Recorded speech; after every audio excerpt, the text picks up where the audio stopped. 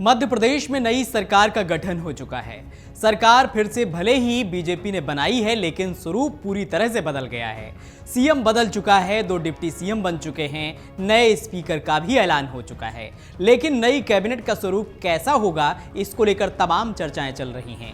राज्य विधानसभा चुनाव जीतने वाले 18 पूर्व मंत्री इन दिनों बेचैन हैं। इसकी वजह मंत्रिमंडल में स्थान मिलने या न मिलने को लेकर संशय है।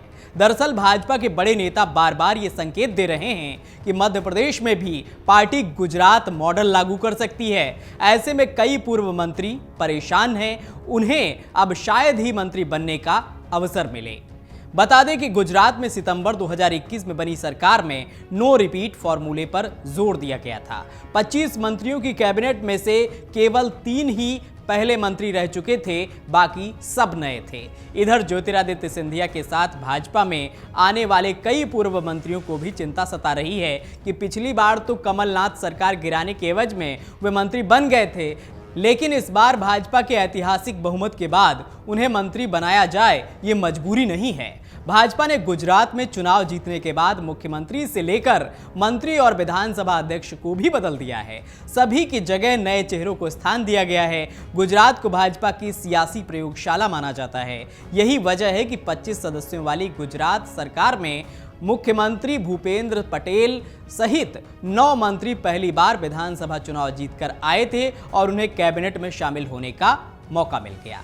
गुजरात का ये नो रिपीट फॉर्मूला सफल भी रहा। गुजरात के सफल प्रयोग नो रिपीट फॉर्मूला को देखते हुए भाजपा मध्य प्रदेश में भी ये प्रयोग आजमाने पर विचार कर रही है। गौरतलब है कि भाजपा ने इस विधानसभा चुनाव में 47 नए चेहरे उतारे थे। इनमें से 34 विधायक बन गए हैं। पार्टी इस तैयारी में है कि नए विधायकों का विधायक दल में 22% हिस्सा है। इसे देखते हुए नई कैबिनेट में कम से कम 7 नए चेहरे शामिल किए जाने पर विचार बन रहा है। भाजपा की तैयारी ये है कि नए चेहरों को ज्यादा संख्या में शामिल कर मध्य प्रदेश में पीढ़ी परिवर्तन का संदेश भी देना चाहती है। पार्टी संगठन में पहले ही पीढ़ी परिवर्तन कर चुकी है। सत्ता विरोधी रुझान कम करने के लिए पुराने चेहरों से निजात भी मिल जाएगी।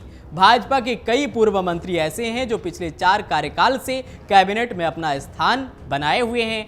ऐसा भी नहीं है कि ये मंत्री कोई श्रेष्ठ प्रदर्शन कर सुशासन की छाप छोड़ रहे हों, बल्कि हमेशा विवाद और आरोपों से भी घिरे रहे हैं। विजय शाह आदिवासी वर्ग से आते हैं और पिछले 4 कार्यकाल में मंत्री रहे हैं। गोपाल भार्गव भी विधानसभा के सबसे वरिष्ठ सदस्य हैं। वे मंत्री भी रहने के साथ ही कांग्रेस की 15 महीने की सरकार में नेता प्रतिपक्ष भी रहे हैं। इधर सिंधिया के साथ आए ज्यादातर मंत्रियों को भी इस बार कैबिनेट में स्थान नहीं मिल पाएगा। इसको लेकर मध्य प्रदेश में घमासान तेज है और संशय भी ये बरकरार है कि किन चेहरों को अब की बार नई सरकार की कैबिनेट में जगह मिलेगी।